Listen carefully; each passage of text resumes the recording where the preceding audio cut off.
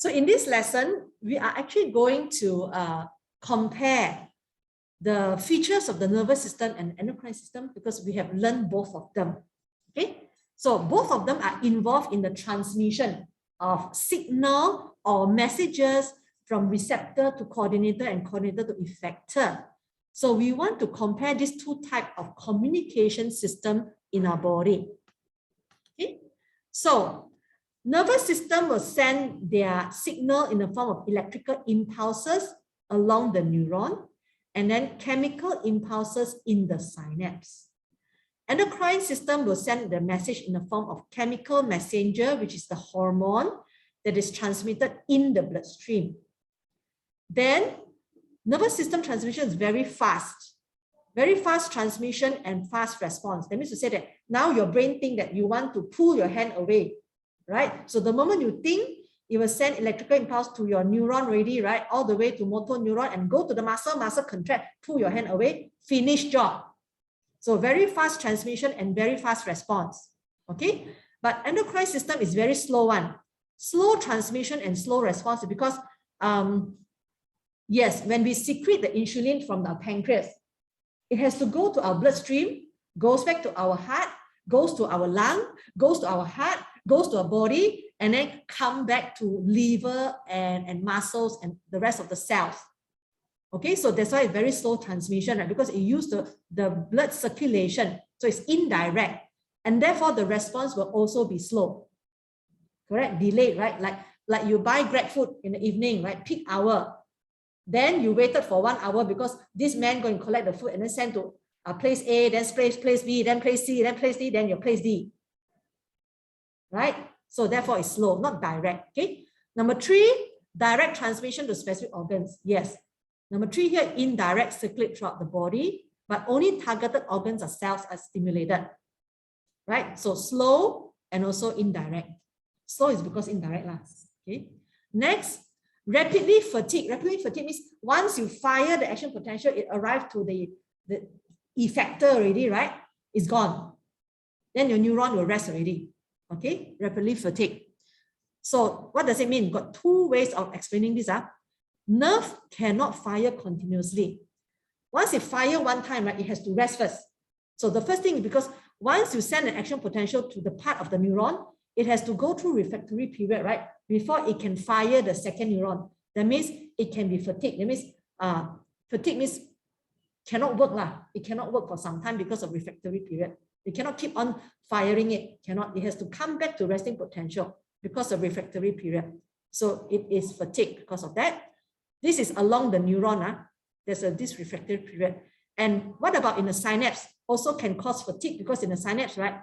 Transmission of the message is using acetylcholine. And the synaptic vesicles is exhaustible. That means to say that you've got this fixed number, let's say you've got 10 of them. 10 of them already fuse to the membrane and release the acetylcholine. After that, you fire some more action potential here. There's nothing to release already. Nothing to release means, okay, I receive action potential in my synaptic knob, but then I cannot send any acetylcholine to the next neuron. So your brain will not receive the message. Because of the reason I mentioned just now. Okay, exhaustible. So becoming tired, cannot function anymore. Right? Why cannot function? Either because it's during refractory period cannot function, or there's no more synaptic vesicles to release the message, to release the acetylcholine to pass the message. Okay. Okay. What about endocrine system? It's not so easily fatigued. It's continuous, right? The stimulus, the transmission is always continuous but slow. Why continuous? Because let's say, for example, our beta cells secrete insulin. So slowly, there are more and more vesicles secreting the insulin, right? So then the insulin will go into tissue fluid and slowly diffuse into the bloodstream, right? So as it diffuses bloodstream, the blood will flow. Then some more diffuse, it will flow. Some more diffuse, it will flow. So there will be a continuous stream of insulin in our body, in the bloodstream. Continuous stream will be there. So therefore, it will continuous signal to our target cell, muscle cells, liver cell, So therefore, there will be continuous response. So the response will be longer period of time. Right? Because the insulin remains in the blood for a longer period of time, because it does not like one whole group release here and then carry away. It's like slowly, then the blood move already, the next batch come in and the blood will move again and next batch come in. So continuously in the blood, there'll be insulin. So the cell will continuously stimulated the target cell. Okay.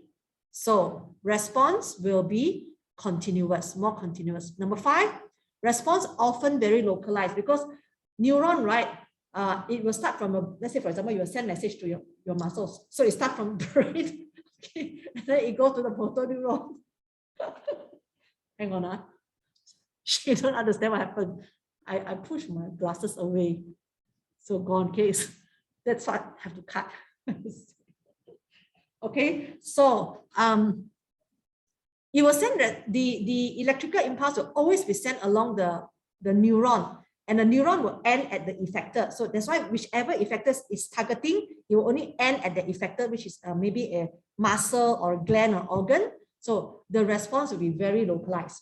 Okay. Whereas for endocrine system, right, of communication, the response can be very widespread.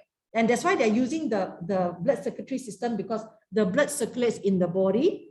Okay, and then it can go to every part of the body. It can stimulate every cell. So if the target of insulin is muscle cells, liver cells, and all cells in the body, so all these cells will be able to receive the stimulus and respond to it. So the response can be widespread over the body, depending on the hormone, right? Like insulin hormone target is all cells in the body, right?